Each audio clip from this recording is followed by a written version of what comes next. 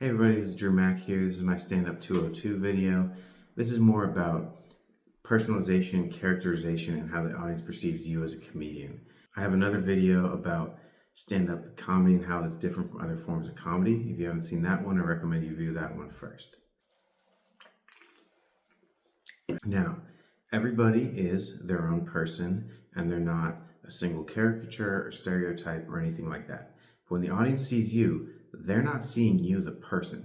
They're seeing the stereotype of a person they assume you are. So think about it this way. If a man in a business suit, perfectly tailored, let's say Armani suit, goes up on stage and then starts talking about how they're homeless and live under a bridge, people are going to be like, what? Because they're perceiving this person as a successful businessman. You have to look at yourself and think about how the audience is going to perceive you. All right, and you can manipulate this a little bit. You can, if you want to play a character that fits more towards the way you look compared to who you are, or if you want to, wear a costume. I don't wear this on a day-to-day basis. I just wear this kind of try and stand out. If you don't know how to do this kind of stuff, costumes, makeup, eyeglasses or contacts, hairstyles. If you need tips on this, look into how Hollywood does it. They are the masters of this, of getting people to look at a character and take a ton of information right off of a couple seconds of screen time. That's step one. Now, if you have some type of physical attribute or thing that is very noticeable or distinct, like say you're 7 feet tall, or you're in a wheelchair, or you have a very strong accent, you have to mention that right off the bat. You say I had an eye patch, all right? I walked around every day with one eye covered. I personally would be sick and tired of all the fucking, hey, you pirate jokes. But if I went up on stage and was about to tell jokes, I would say, yar, right off the bat, just to get it out of the way, all right? Because that's what people are gonna wanna hear from you. And if you don't, they're not gonna pay any attention to anything else you say until they're like, why isn't he gonna talk about the fucking eye patch? That's something to be aware of, and it's also what you're going to be heckled about too by like drunk idiots, Unless you're a woman, they're just going to be like, show us your tits. This also unfortunately applies to anyone who is a woman or of a different race other than white, right? You're going to be pressured into doing racial stuff or gender stuff. You don't have to do it. You're perfectly free to talk about whatever you want, but I could go up on stage as a white dude and talk about camping, let's say. I'll talk about I hiked up a mountain and a funny story happened on the way down, whatever. If an Asian woman did the same exact bit, there would be people in the audience who would be like, why didn't she talk about being an Asian woman? Like, say you can't drive, bitch. I'm not saying it's a good thing. It's just a thing that you have to be prepared to deal with. Right, what else was I going to talk about? I actually made a movie about this whole phenomenon based on my time dating a black woman. You can check it out in my bio. It completely bombed, but the bad guy, I liked how he came out. He was fucking great.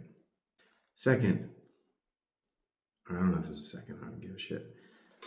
But also, there's a book called Be Funny or Die. He brings up a good point that we laugh when we feel safe. So you have to make the audience comfortable with you on stage and what you're talking about.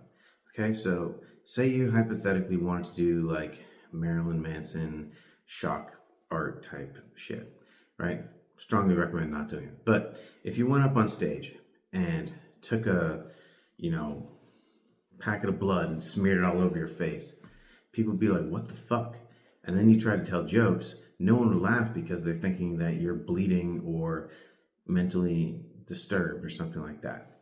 A great example of this, not at this extreme level, but if you watch one of Mitch Hedberg's, I think it's Mitch Hedberg's Comedy Central Presents, he goes up on stage, he tells a joke or two, and the audience just does not react because they see this guy with long hair in a jacket, and they're like, who's this like weird hippie stoner dude? And as this, he even mentions how the audience is not reacting, and he needs to clearly not likable to them. And then as the set goes on, they get more used to who he is as a person, and then they start to laugh a lot more. All right, it's a great example of this phenomenon of safety. You have to be someone that the audience will like cheer for. All right. So if your stories and your jokes are about how you're just a total asshole, you got to be that you're going to turn the audience off. Like if you tell stories about how you murdered somebody, they're going to be like, what the fuck is the matter with you? Right? So that's also recommend checking out that book for his talks about the comedy keyboard and jokes that are confirm, confound, or confuse. It's a great way of breaking that down. Be funny or die. Now I've had a lot of like personal enjoyment watching a few comics I didn't really like all that much just completely bomb and berate the audience, and that just made them even angrier, and threatening to go into the crowd and kick someone's teeth in is going to make the audience feel even more unsafe, and it just spirals out of control from there. Which, like I said, is fun to watch when it's not you, but it's not a good way to handle a crowd turning. All right, you get one free if your joke falls flat. You get one free. Oh, that one didn't work, and then you move on to the next one.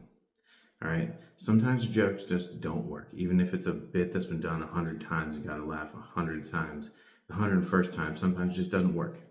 And you can't ever go back and explain why a joke was funny or try and be like, no, that should have been funny because this or this or this.